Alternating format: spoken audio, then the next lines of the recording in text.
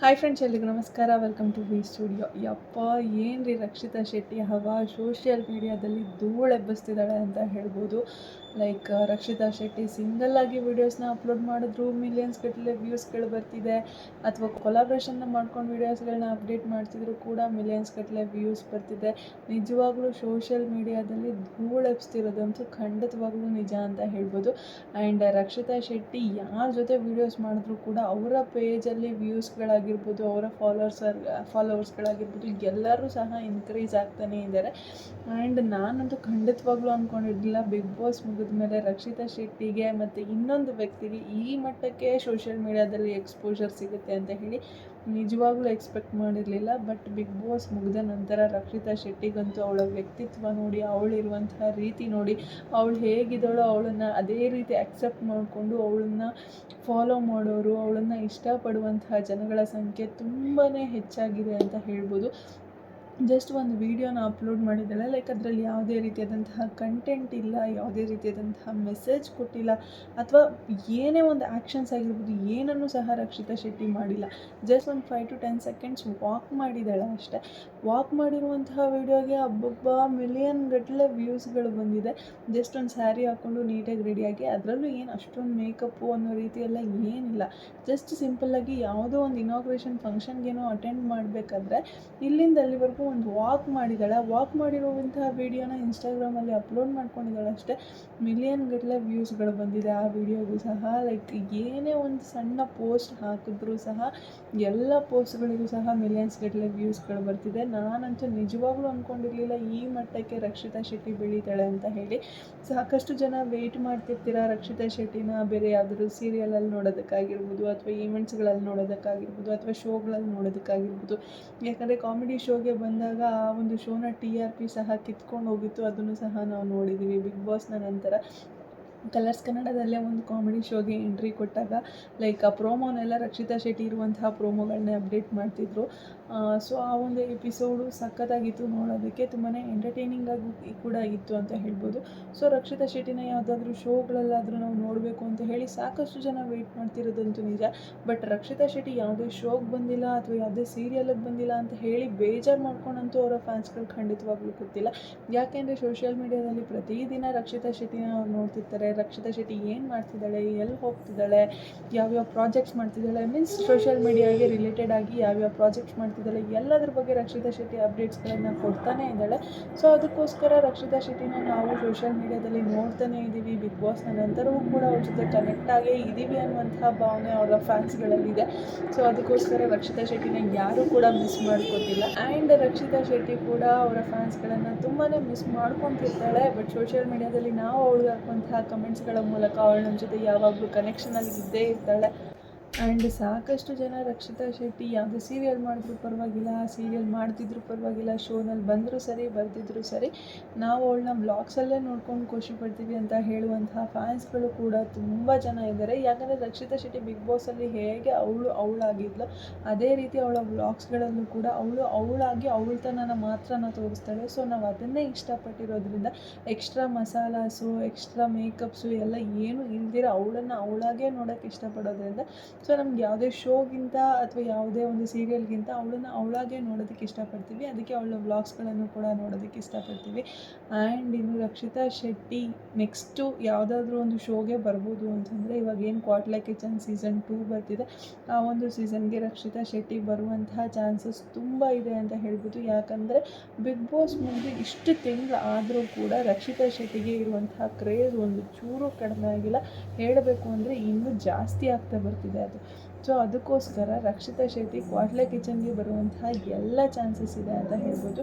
ಯಾಕಂದರೆ big boss ಆದಮೇಲೆ ಎಲ್ಲ ಕಂಟೆಸ್ಟೆಂಟ್ಗಳ ಹಾವಳಿ ಒಂದಷ್ಟು ದಿವಸಕ್ಕೆ ಇರುತ್ತೆ ಅಂತ ಹೇಳ್ಬೋದು. ಬಟ್ ನಮ್ಮ ರಕ್ಷಿತಾ ಶೆಟ್ಟಿ ಹಾವಳಿ ಹಾಗಲ್ಲ, ದಿನೇ ದಿನೇ ಅದು ಹೆಚ್ಚಾಗ್ತಾನೆ ಹೋಗ್ತಿದೆ.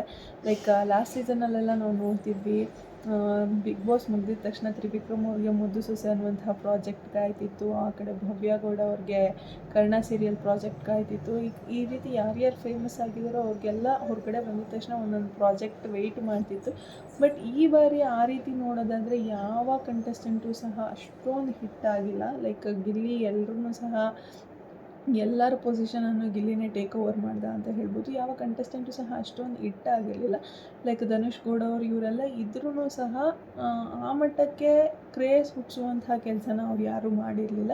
ಸೊ ಬಿಗ್ ಬಾಸಿಂದ ಹೊರಗಡೆ ಬಂದಮೇಲೂ ಕೂಡ ಅವ್ರಿಗೆ ಯಾವುದೇ ರೀತಿಯಾದಂತಹ ಪ್ರಾಜೆಕ್ಟ್ಸ್ ಲೈಕ್ ಬಂದಿದ ತಕ್ಷಣ ಇವ್ರಿಗೆ ಈ ಪ್ರಾಜೆಕ್ಟ್ಸ್ ಕೊಟ್ಬಿಡಬೇಕು ಕಂಟೆಸ್ಟೆಂಟ್ಗಳ ಮೇಲೆ ಒಂದು ಆಸೆ ಇರುತ್ತಲ್ಲ, ಆ ಆಸೆ ಕಡಿಮೆ ಆಗೋದಕ್ಕೂ ಮುಂಚೆನೇ ಇವ್ರನ್ನ ಯಾವುದಾದ್ರೂ ಒಂದು ಪ್ರಾಜೆಕ್ಟಿಗೆ ಸೇರಿಸ್ಕೊಂಡ್ರೆ ನಮ್ಮ ಪ್ರಾಜೆಕ್ಟ್ಗೆ ಒಂದು ಸ್ವಲ್ಪ ಅಡ್ವಾಂಟೇಜಸ್ ಜಾಸ್ತಿ ಅಂತ ಹೇಳಿ ಕರ್ಕೊಂಡು ಸೀರಿಯಲ್ ಕೊಡೋದಾಗಿರ್ಬೋದು, ಸೀರಿಯಲ್ ಮಾಡಿಸೋದಾಗಿರ್ಬೋದು, ಯಾವುದನ್ನು ಸಹ ನಾವು ನೋಡಿಲ್ಲ.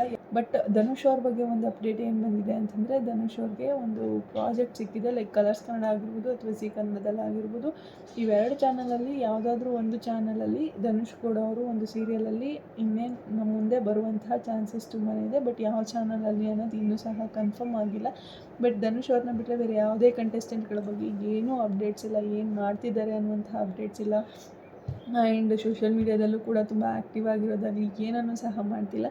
ಆ್ಯಂಡ್ ಇನ್ನು ರಕ್ಷಿತಾ ಶೆಟ್ಟಿ ಥರನೇ ಮತ್ತೊಬ್ಬರಿಗೆ ಎಕ್ಸ್ಪೋಜರ್ ಸಿಕ್ಕಿರೋದು ಅಂತಂದರೆ ನಮ್ಮ ಗಿಲ್ಲಿ ನಟ ಅವ್ರಿಗೆ. ಎಸ್, ಅಷ್ಟು ವೋಟ್ಸ್ಗಳನ್ನು ತೊಗೊಂಬಂದು ಗಿಲ್ಲಿ ನಟಗೆ ಸೋಷಿಯಲ್ ಮೀಡ್ಯಾದಲ್ಲಿ ಎಕ್ಸ್ಪೋಜರ್ ಸಿಕ್ಕಿಲ್ಲ ಅಂದರೆ, ಸೋಷಿಯಲ್ ಮೀಡ್ಯಾದಲ್ಲಿ ಫ್ಯಾನ್ಸ್ ಇನ್ಕ್ರೀಸ್ ಆಗಿಲ್ಲ ಅಂತಂದರೆ ಯಾರಾದರೂ ನಂಬುವಂಥ ಮಾತಾ ಅದು? ಖಂಡಿತವಾಗ್ಲೂ ಇಲ್ಲ ಅಲ್ವಾ. ಲೈಕ್ ಗಿಲ್ಲಿ ನಟ ಬಿಗ್ ಬಾಸಲ್ಲಿ ಇರಬೇಕಾದ್ರೆ ಹೇಳ್ತಿದ್ರು, ನಾನು ಬಿಗ್ ಬಾಸಿಂದ ಹೊರಗಡೆ ಹೋಗೋಷ್ಟರಲ್ಲಿ ನನ್ನ ಒಂದು ಸೋಷಿಯಲ್ ಮೀಡಿಯಾ ರೀಚ್ 1 ಮಿಲಿಯನ್ ಹಂಗೆ ಕ್ರಾಸ್ ಆಗಿಬಿಟ್ಟು ಫಾಲೋವರ್ಸ್ ಇಷ್ಟು ಜನ ಆಗಿಬಿಟ್ಟಿದ್ರೆ ಹೆಂಗಿರುತ್ತೆ, ಫುಲ್ ಮಜಾ ಅಂತ ಅಂದ್ಕೊಂಡು ಮಾತಾಡ್ತಿದ್ರು. ಅದು ಯಾವ ಬಾಯ್ನಲ್ಲಿ ಅಂದಿದ್ರು ಏನೋ, ಬಿಗ್ ಬಾಸ್ ಒಳಗಡೆ ಇರಬೇಕಾದ್ರೇ ಅದು 1 ಮಿಲಿಯನ್ ಕ್ರಾಸ್ ಆಗೋಗಿತ್ತು. ಆ್ಯಂಡ್ ಇವಾಗ ನೋಡೋದಾದರೆ ಅದು 2 ಮಿಲಿಯನ್ ಕೂಡ ಕ್ರಾಸ್ ಆಗೋಗಿದೆ ಅಂತ ಹೇಳ್ಬೋದು. 2 ಮಿಲಿಯನ್ ಫಾಲೋವರ್ಸು ನಮ್ಮ ಗಿಲ್ಲಿ ನಟ ಅವ್ರಿಗಿದೆ. ಅವರು ಕೂಡ ಯಾವುದೇ ಒಂದು ವೀಡಿಯೋನ ಅಪ್ಲೋಡ್ ಮಾಡಿದ್ರು, ಜಸ್ಟ್ 5 ಸೆಕೆಂಡ್ ವೀಡಿಯೋ ಆಗಿರ್ಬೋದು, 10 ಸೆಕೆಂಡ್ ವೀಡಿಯೋ ಆಗಿರ್ಬೋದು, ಅಥವಾ 1 ನಿಮಿಷದ ವೀಡಿಯೋ ಆಗಿರ್ಬೋದು, ಯಾವುದೇ ಒಂದು ವೀಡಿಯೋನ ಅಪ್ಲೋಡ್ ಮಾಡಿದ್ರೂ ಸಹ ಎಲ್ಲವೂ ಸಹ 15 ಮಿಲಿಯನ್ 20 ಮಿಲಿಯನ್ ಈ ರೀತಿ ಮಿಲಿಯನ್ಸ್ ಗಟ್ಟಲೆ ವ್ಯೂಸ್ಗಳು ಬರ್ತಿದೆ. ಲ್ಯಾಕ್ಸಲ್ಲಂತೂ ಯಾವ ವೀಡಿಯೋಸು ವ್ಯೂಸ್ಗಳಿಲ್ಲ ಅಂತ ಹೇಳ್ಬೋದು. ಎಲ್ಲವೂ ಕೂಡ ಮಿಲಿಯನ್ಸ್ ಗಟ್ಟಲೆ ವ್ಯೂಸ್ಗಳನ್ನೇ ಪಡೆದುಕೊಳ್ತಿದೆ ಗಿಲ್ಲಿ ನಟ ಅವರ ವೀಡಿಯೋ ಕೂಡ. ನಾನಂತೂ ಬಿಗ್ ಬಾಸಲ್ಲಿ ಇರಬೇಕಾದ್ರೆ ಯಾವುದೇ ಕಂಟೆಸ್ಟೆಂಟ್ಗೂ ಸಹ ಈ ರೀತಿ ಸೋಷಿಯಲ್ ಮೀಡ್ಯಾದಲ್ಲಿ ಕಂಟೆಸ್ಟೆಂಟ್ಗಳು ಬಿಗ್ ಬಾಸ್ ಮನೆಯಿಂದ ಹೊರಗಡೆ ಬಂದ ಮೇಲೆ ಇಷ್ಟೊಂದು ಎಕ್ಸ್ಪೋಜರ್ ಸಿಕ್ಕಿರೋದಂತೂ ಖಂಡಿತವಾಗ್ಲೂ ನೋಡಿಲ್ಲ. ಯಾರಾದರೂ ಕಂಟೆಸ್ಟೆಂಟ್ ಇದ್ದರೆ, ನಿಮಗೆ ಗೊತ್ತಿರೋರು ಯಾರಾದರೂ ಇದ್ದರೆ ಕಮೆಂಟ್ ಸೆಕ್ಷನಲ್ಲಿ ತಿಳಿಸಿ. ನನಗೆ ಗೊತ್ತಿರೋ ಹಾಗೆ ಈ ಸೀಸನಲ್ಲಿ ಅಂದರೆ ಗಿಲ್ಲಿ ನಟಗೆ ಮತ್ತು ರಕ್ಷಿತಾ ಶೆಟ್ಟಿಗೆ ಸಿಗ್ತಿರುವಂತಹ ಸಪೋರ್ಟ್, ಸೋಷಿಯಲ್ ಮೀಡ್ಯಾದಲ್ಲಿ ಜನಗಳು ಮಾಡ್ತಿರುವಂತಹ ಸಪೋರ್ಟು ಯಾವ ಕಂಟೆಸ್ಟೆಂಟ್ಗಳಿಗೂ ಸಹ ಮಾಡ್ತಿಲ್ಲ. ಇದನ್ನು ಇವರು ಇದೇ ರೀತಿ ಉಳಿಸ್ಕೊಂಡು ಹೋದರೆ ಲೈಕ್ ಅವರ ಒಂದು ಲೈಫು ಸೋಷಿಯಲ್ ಮೀಡ್ಯಾದಿಂದನೇ ಸೆಟ್ಲ್ ಆಗಿಬಿಡುತ್ತೆ ಅಂತ ಹೇಳ್ಬೋದು. ಲೈಕ್ ಸೋಷಿಯಲ್ ಮೀಡ್ಯಾದಲ್ಲಿ ಇವರು ಕಂಟೆಂಟ್ಸ್ಗಳನ್ನ ಕೊಟ್ಕೊಂಡು ಹೋದರೆ, ಜನಗಳ ಜೊತೆ ಟಚ್ಚಿದ್ದು ನಮ್ಮ ಜನಗಳ ಜೊತೆ ಕನೆಕ್ಷನನ್ನು ಇದೇ ರೀತಿ ಬಿಲ್ಡ್ ಮಾಡ್ಕೊಂಡು ಹೋಗ್ತಿದ್ರೆ ಲೈಕ್ ಇವರ ಒಂದು ಲೈಫ್ ಸೋಷಿಯಲ್ ಮೀಡ್ಯಾದಲ್ಲೇ ಸೆಟ್ಲ್ ಆಗಿಬಿಡುತ್ತೆ ಅಂತ ಹೇಳ್ಬೋದು. ಆ್ಯಂಡ್ ರಕ್ಷಿತಾ ಶೆಟ್ಟಿ ಯಾವುದೇ ರೀತಿಯಾದಂತಹ ಎಕ್ಸ್ಪೆಕ್ಟೇಷನ್ಸ್ ಇಟ್ಕೊಳ್ದೇ ಸೋಷಿಯಲ್ ಮೀಡ್ಯಾ ಯೂಸ್ ಮಾಡೋದಕ್ಕೆ ಶುರು ಮಾಡಿದ್ದು. ಆ ಒಂದು ಸೋಷಿಯಲ್ ಮೀಡ್ಯಾ ಶುರು ಆದಮೇಲೆ ಅದೇ ಸೋಷಿಯಲ್ ಮೀಡ್ಯಾ ಪ್ಲ್ಯಾಟ್ಫಾರ್ಮಿಂದ ಇವರು ಬಿಗ್ ಬಾಸ್ಗೆ ಸಹ ಬರುವ ರೀತಿ ಆಯಿತು. ಇವಾಗ ಬಿಗ್ ಬಾಸ್ನ ನಂತರ ಮತ್ತೆ ಸೋಷಿಯಲ್ ಮೀಡ್ಯಾಗೆ ಮರಳಿ ಬಂದಿದ್ದಾರೆ. ಸೊ ನೋಡೋದಕ್ಕೆ ತುಂಬ ಖುಷಿಯಾಗುತ್ತೆ. ಆ್ಯಂಡ್ ಯಾವುದೇ ರೀತಿಯಾದಂತಹ ಟೆನ್ಷನ್ ಇಲ್ಲ ರಕ್ಷಿತಾ ಶೆಟ್ಟಿಗೆ ಲೈಫ್ ಬಗ್ಗೆ. ನನ್ನ ಲೈಫ್ ಹೇಗೆ ಸೆಟಲ್ ಮಾಡ್ಕೊಳ್ಳೋದು, ಮುಂದೆ ನನ್ನ ಲೈಫಲ್ಲಿ ನಾನು ಏನು ಮಾಡಬೇಕು, ಯಾವುದ್ರ ಬಗ್ಗೆನೂ ಚಿಂತೆನೇ ಇಲ್ಲ ಅಂತ ಹೇಳ್ಬೋದು. ಲೈಕ್ ಡೈಲಿ ವ್ಲಾಗ್ಸ್ ಮಾಡೋದು, ಅದನ್ನು ಅಪ್ಡೇಟ್ ಮಾಡೋದು, ಜನಗಳ ಜೊತೆ ಒಂದು ಕನೆಕ್ಷನನ್ನು ಬಿಲ್ಡ್ ಮಾಡ್ಕೊಂಡಿರೋದು, ಇಷ್ಟೇ ಅವಳ ತಲೆನಲ್ಲಿರೋದು. ಅದಕ್ಕೆ ಎಷ್ಟು ವ್ಯೂಸ್ ಬರುತ್ತೆ, ಆ ವ್ಯೂಸಿಂದ ಎಷ್ಟು ದುಡ್ಡು ಬರುತ್ತೆ, ಆ ದುಡ್ಡಲ್ಲಿ ನಾನು ಏನು ಮಾಡಬೇಕು, ಯಾವುದೇ ರೀತಿ ಟೆನ್ಷನ್ ಇಲ್ಲ. ಆ್ಯಕ್ಚುಲಾಗಿ ಹೇಳಬೇಕು ಅಂದರೆ ದುಡ್ಡಿಗೆ ಬೆಲೆ ಕೊಡುವಂಥ ವ್ಯಕ್ತಿನೇ ಅಲ್ಲ ರಕ್ಷಿತಾ ಶೆಟ್ಟಿ. ಸೊ ಅವಳು ದುಡ್ಡು ಬಗ್ಗೆ ತಲೆನೇ ಕೆಡಿಸ್ಕೊಳ್ಳೋದಿಲ್ಲ. ಯಾವುದೋ ಒಂದು ವ್ಲಾಗಲ್ಲಿ ಹೇಳ್ತಿದ್ಲು, ಲೈಕ್ ಅವಳಿಗೆ ಬಂದಿರುವಂಥ ಕನಸಲ್ಲಿ ಯಮರಾಜ ಬಂದು ಹೇಳ್ತಿದ್ದಾರೆ, ಬಾ ಹೋಗೋಣ ನನ್ನ ಜೊತೆ, ನಿನ್ನ ಟೈಮ್ ಮುಗೀತು ಅಂತ ಹೇಳ್ತಿದ್ದಾರೆ, ಬಾ ಹೋಗೋಣ ಅಂತ ಕರೆದಿದ್ದಾರೆ. ನಾನು ಎಲ್ಲನೂ ಹೇಳ್ತಾ ಇದ್ದೀನಿ, ನಾನು ಇದನ್ನು ತೊಗೊಂಬರ್ತೀನಿ, ಅದನ್ನು ತೊಗೊಂಬರ್ತೀನಿ, ಇರಿ ಅಂತ ಹೇಳ್ತಿದ್ರೆ ಯಮರಾಜ ಹೇಳ್ತಿದ್ದಾರೆ, ನೋ, ಅದನ್ನು ನೀನು ತೊಗೊಳಾಗಿಲ್ಲ, ನೀನೊಬ್ಬಳೇ ಬರಬೇಕು, ಅದನ್ನು ನೀನು ತೊಗೊಳಾಗಿಲ್ಲ, ನೀನೊಬ್ಬಳೇ ಬರಬೇಕು ಅಂತ ಹೇಳ್ತಿದ್ದಾರೆ. ಸೊ ನಾನು ಇಷ್ಟೆಲ್ಲ ದುಡ್ದು ಏನು ಮಾಡಲಿ, ಯಾರಿಗೋ ಕೊಟ್ಟು ಹೋಗೋದಕ್ಕೆ ನಾನು ಇಷ್ಟು ಕಷ್ಟಪಟ್ಟು ಮಾಡಬೇಕಾ? ಸೊ ಇರೋದನ್ನು ಎಷ್ಟು ಬೇಕೋ ಅಷ್ಟು ಖರ್ಚು ಮಾಡಿಕೊಂಡು ಮಜಾ ಮಾಡ್ಕೊಂಡು ಆರಾಮಾಗಿರಬೇಕು, ಇರೋದರಲ್ಲಿ ಖುಷಿಯಾಗಿರಬೇಕು. ಅವ್ರು ನನ್ನ ಹತ್ರ ಅವ್ರಿಗಿಂತ ಕಡಿಮೆ ಇದೆ ಅಂತ ಹೇಳಿ ಥಿಂಕ್ ಮಾಡ್ಕೊಂಡಿದ್ರೆ ನಾವು ಯಾವತ್ತೂ ಸಹ ಖುಷಿಯಾಗಿರೋದಕ್ಕೆ ಸಾಧ್ಯ ಇಲ್ಲ. ಲೈಕ್ ನಮಗಿಂತ ಕೆಳಗಡೆ ಇರುವಂಥವ್ರ ಬಗ್ಗೆ ಯೋಚನೆ ಮಾಡಿ, ಅವ್ರಿಗಿಂತ ನಾವು ಬೆಟರ್ ಆಗಿದ್ದೀರಲ್ಲ, ನಾವು ಚೆನ್ನಾಗಿದ್ದೀವಲ್ವ, ನಮಗೆ ಈ ಲೈಫ್ ಸಿಕ್ಕಿದೆಯಲ್ವ, ನಾವು ಆರಾಮಾಗಿರೋಣ ಅಂತ ಹೇಳಿ ಯೋಚನೆ ಮಾಡ್ಕೊಂಡು ಹೋದ್ರೇ ನಮ್ಮ ಲೈಫ್ ಚೆನ್ನಾಗಿರುತ್ತೆ ಅಂತ ಹೇಳ್ತಾಳೆ. ಲೈಕ್ ತುಂಬಾ ಮೆಚ್ಯೂರ್ಡಾಗಿ ಥಿಂಕ್ ಮಾಡ್ತಾಳೆ ರಕ್ಷಿತಾ ಶೆಟ್ಟಿ. ಲೈಕ್ ದುಡ್ಡು ನಾನಿಷ್ಟು ದುಡ್ದಿದ್ದೀನಿ, ನಾನು ಎತ್ಕೊಂಡು ಹೋಗ್ತೀನಿ ಅಂತಂದರೆ ಯಾರೂ ಸಹ ಯಮರಾಜ ಅಂದರೆ ಯಮರಾಜ ಬಿಡೋದಿಲ್ಲ. ಸೊ ಈ ರೀತಿ ಕನಸಲ್ಲೆಲ್ಲ ಬಂದಿತ್ತು. ಹಂಗಿರ್ಬೇಕಾದ್ರೆ ನಾನು ಏನಕ್ಕೆ ಸೇವ್ ಮಾಡಲಿ ಅಂದ್ಬಿಟ್ಟು ಸೇವೇ ಮಾಡಬಾರ್ದು ಅಂತ ಏನಿಲ್ಲ, ಸೇವ್ ಮಾಡಬೇಕು. ಎಷ್ಟು ಬೇಕೋ ಅಷ್ಟು ನಮ್ಮ ಅಗತ್ಯಕ್ಕೆ, ನಮ್ಮ ಫ್ಯೂಚರ್ಗೆ, ನಮ್ಮ ಫ್ಯೂಚರ್ ಸೆಟಲ್ ಇಟ್ಕೊಳ್ಳೋದಕ್ಕೆ ಎಷ್ಟು ಸೇವ್ ಮಾಡಬೇಕೋ ಅಷ್ಟು ಸೇವ್ ಮಾಡಬೇಕು. ಇನ್ನು ಮಿಕ್ಕಿದ್ದೆಲ್ಲ ಖರ್ಚು ಮಾಡ್ತಾ ಇರಬೇಕು. ಎಲ್ಲವನ್ನೂ ಸಹ ಸೇವ್ ಮಾಡಿಕೊಂಡೇ ಹೋಗ್ತಿದ್ರೆ ನಮ್ಮ ಆಸೆ ತೀರಿಸ್ಕೊಳ್ಳೋದು ಯಾವಾಗ, ನಮ್ಮ ಕನಸುಗಳನ್ನು ಈಡೇರಿಸ್ಕೊಳ್ಳೋದು ಯಾವಾಗ ಅಂತ ಹೇಳಿ ಕೇಳಿಕೊಂಡು ತುಂಬ ಮೆಚ್ಯೂರ್ಡಾಗಿ ಮಾತಾಡಿದ್ದಾಳೆ ಆ ಒಂದು ವ್ಲಾಗಲ್ಲಿ ಅವಳ ಕನಸಿನ ಬಗ್ಗೆ. ಸೊ ರಕ್ಷಿತಾ ಶೆಟ್ಟಿಗೆ ಯಾವುದೇ ರೀತಿಯಾದಂತಹ ಟೆನ್ಷನ್ ಇಲ್ಲ ಅಂತ ಹೇಳ್ಬೋದು.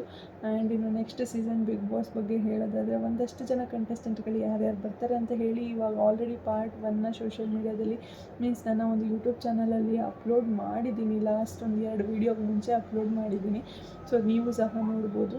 ಇನ್ನೂ ಯಾರ್ಯಾರು ಬರ್ತಾರೆ ಅಂತ ಹೇಳಿ, ಯಾರ್ಯಾರು ಬರ್ಬೋದು ಅಂತ ಹೇಳಿ ಮತ್ತೊಂದು ಪಾರ್ಟ್ 2 ವೀಡಿಯೋನೂ ಸಹ ಬಿಡ್ತೀನಿ. ಈ ಬಾರಿ ಹೇಳೋದಾದರೆ ಆಲ್ಮೋಸ್ಟ್ ಎಲ್ಲ ಜನಗಳಿಗೆ ಗೊತ್ತಿರುವಂತಹ, ಪರಿಚಯ ಇರುವಂತಹ ಕಂಟೆಸ್ಟೆಂಟ್ಗಳು ಜಾಸ್ತಿ ಇರ್ತಾರೆ. ಸೋಷಿಯಲ್ ಮೀಡ್ಯಾದಲ್ಲಿ ಜನಗಳ ಜೊತೆ ಕನೆಕ್ಟಿವಿಟಿ ಜಾಸ್ತಿ ಇಟ್ಕೊಂಡಿರುವಂತಹ ಕಂಟೆಸ್ಟೆಂಟ್ಗಳೇ ಬರುವಂತಹ ಚಾನ್ಸಸ್ ಇದೆ. ಸೀರಿಯಲ್ ಕಂಟೆಸ್ಟೆಂಟ್ಗಳಿಗಿಂತ ಸೋಷಿಯಲ್ ಮೀಡಿಯಾ ಕಂಟೆಸ್ಟೆಂಟ್ಗಳೇ ಜಾಸ್ತಿ ಇರ್ತಾರೆ ಅಂತ ಹೇಳ್ಬೋದು. ಲೈಕ್ ಸ್ಯಾಮ್ ಸಮೀರ್ ಅವ್ರಿಗೂ ಕೂಡ ಈ ಬಿಗ್ ಬಾಸ್ ಕರೆ ಹೋಗಿದೆ ಅಂತ ಹೇಳಲಾಗ್ತಿದೆ, ಬಟ್ ಅವ್ರು ಬರಲ್ಲ ಅಂತ ಹೇಳಿರುವಂತಹ ಚಾನ್ಸಸ್ ಇದೆ. ಯಾವುದೋ ಒಂದು ವ್ಲಾಗಲ್ಲಿ ನೋಡಿದೆ. ಲೈಕ್ ಕಿಶನ್ ಇದಾರಲ್ಲ, ಡ್ಯಾನ್ಸರ್ ಕಿಶನ್, ಅವ್ರು ಕೇಳ್ತಿದ್ರು ಸಮೀರ್ ಅವ್ರನ್ನ, ನಿಮಗೂ ಕೂಡ ಕಾಲ್ ಬಂದಿತ್ತಲ್ವ ಬಿಗ್ ಬಾಸ್ಗೆ, ನೀವು ಯಾಕೆ ಹೋಗಿಲ್ಲ ಅಂತ ಕೇಳ್ತಿದ್ರು. ಸೊ ಅವ್ರಿಗೂ ಕೂಡ ಕಾಲ್ ಹೋಗಿರುವಂತಹ ಚಾನ್ಸಸ್ ಇದೆ, ಬಟ್ ಅವ್ರು ಬರೋದಕ್ಕೆ ರಿಜೆಕ್ಟ್ ಮಾಡಿರುವಂತಹ ಚಾನ್ಸಸ್ ಕೂಡ ಇದೆ. ಅವರನ್ನು ಬಿಟ್ಟು ಲೈಕ್ ಇದೇ ರೀತಿ ಸೋಷಿಯಲ್ ಮೀಡಿಯಾ ಇನ್ಫ್ಲುಯೆನ್ಸರ್ಸ್ನ ಸ್ವಲ್ಪ ಕಂಟೆಸ್ಟೆಂಟ್ಗಳನ್ನ ನಾವು ಈ ಸತಿ ಬಿಗ್ ಬಾಸ್ ಮನೆಯಲ್ಲಿ ಹೆಚ್ಚಾಗಿ ನೋಡುವಂತಹ ಚಾನ್ಸಸ್ ಇದೆ. ಸೊ ಸೋಷಿಯಲ್ ಮೀಡಿಯಾ ಕಂಟೆಸ್ಟೆಂಟ್ಗಳು ಯಾರು ಬರಬೇಕು ಅಂತ ಹೇಳಿ ನಿಮ್ಗೆ ಅನಿಸುತ್ತೆ? ಯಾಕಂದರೆ ತುಂಬ ಜನ ಸೋಷಿಯಲ್ ಮೀಡಿಯಾ ಇನ್ಫ್ಲುಯೆನ್ಸರ್ಸ್ನ ನೀವು ನೋಡಿರ್ತೀರ. ನಿಮಗೆ ಇವರಿದ್ದರೆ ಚೆನ್ನಾಗಿರುತ್ತೆ ಅಂತ ಹೇಳಿ ಅನಿಸ್ತಿರುತ್ತೆ. ಸೊ ಅಂಥ ಕಂಟೆಸ್ಟೆಂಟ್ ಯಾರು ಬರಬೇಕು ಅಂತ ಹೇಳಿ ನಿಮ್ಗೆ ಅನಿಸುತ್ತೆ ಅಂತ ಹೇಳಿ ಕಮೆಂಟ್ ಸೆಕ್ಷನಲ್ಲಿ ತಿಳಿಸಿ ಅಂತ ಹೇಳ್ತಾ ಇವತ್ತಿನ ವಿಡಿಯೋನ ಇಲ್ಲಿಗೆ ಎಂಡ್ ಮಾಡ್ತಾ ಇದ್ದೀನಿ. ಯಾರಿಗೆಲ್ಲ ವಿಡಿಯೋ ಇಷ್ಟ ಆಗಿದೆ ಪ್ಲೀಸ್ ಲೈಕ್ ಮಾಡಿ, ಶೇರ್ ಮಾಡಿ, ಕಮೆಂಟ್ ಮಾಡಿ. ಹಾಗೆ ಯಾರೆಲ್ಲ ಇನ್ನು ನನ್ನ ಚಾನಲ್ಗೆ ಸಬ್ಸ್ಕ್ರೈಬ್ ಮಾಡ್ತಿರೋ ವಿಡಿಯೋನ ನೋಡಿದರೆ ಪ್ಲೀಸ್ ಬೇಗ ಸಬ್ಸ್ಕ್ರೈಬ್ ಮಾಡ್ಕೊಳ್ಳಿ. Thank you so much. Love you all. Take care. Bye bye.